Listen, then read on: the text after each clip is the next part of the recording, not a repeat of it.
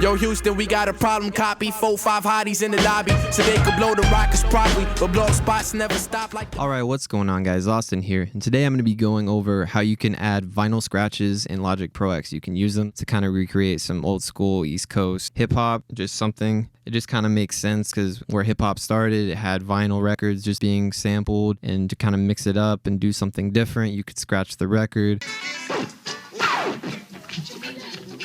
A long time ago when I was kind of looking for this, I never saw it on YouTube, so I kind of gave up. And eventually over time, I came across some vinyl scratch samples. I came across the knowledge. I kind of figured it all out and pieced things together. And so I finally found out how to do this. Now, vinyl scratch samples are really hard to find, so I'm going to be putting a free download link to the ones I'm using in the video, because if I didn't, we all know we'd find it on Reddit. So let's get into it. The first thing you're going to want to do is open a instance of the EXS24 up, which if you watch my videos, you're very familiar with. And honestly, you'll be one step ahead of the game. Once you have the EXS24 open, just go ahead and open up the window, and make sure if you don't have this edit button, just go up here, preferences, advanced tools, and make sure all these are checked. Advanced editing is the most important. Hope I wasn't the 30th person to tell you that. Now find the samples if you downloaded them, or use the samples that you got, drop them in the EXS24. I went ahead and put them in alphabetical order in the order I wanted them to be in, so you should be in the exact same order I'm in. Contiguous zones is fine, start on C1, and you should be good. Now once you got them loaded in, you could go ahead and play them on your MIDI controller and find out that they overlap. So what we're going to want to do, go ahead and save this so we can close out of this window. I'm going to call this something meaningful to me,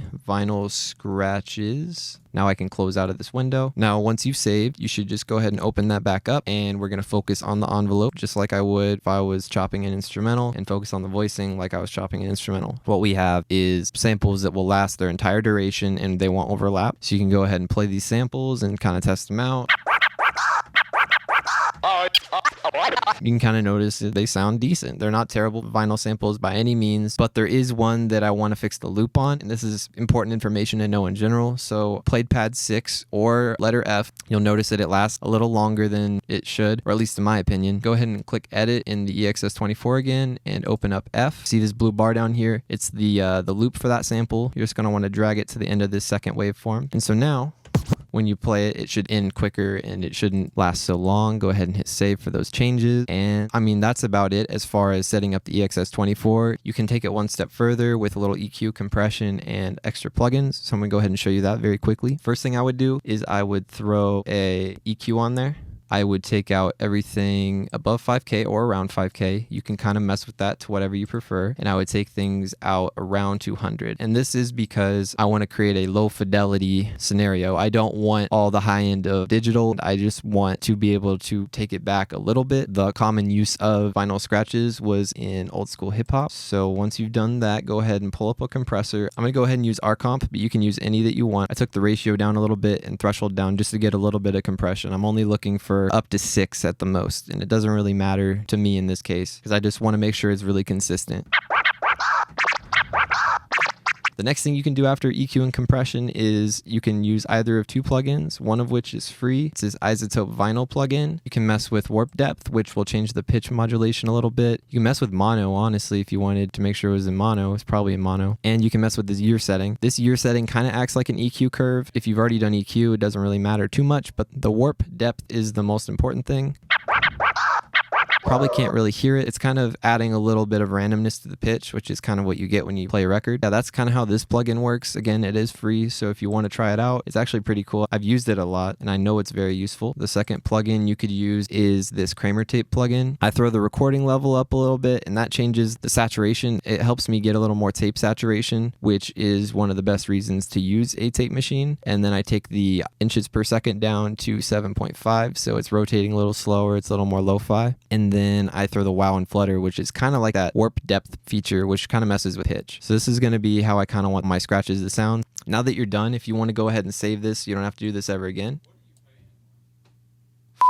You can actually save the channel strip as a whole by going above the EQ to where it says setting, just clicking on it with your left click until you see save channel strip setting as. Go ahead and let go of your mouse, save it as whatever. And then you should have the EXS24 pulled up with all the loops and all these settings saved in case you just want to throw something quick on an instrumental later on. So now that we're done with all of this, you can go ahead and mess around with them and see how you can incorporate them into your instrumental. Also, I just wanted to point out these two files should be in the folder, this tape start and this tape static. so you can incorporate them into your instrumental kind of like I did. I just set a loop and I just added the tape start. So now I'm just going to add some vinyl scratches over the instrumental. So.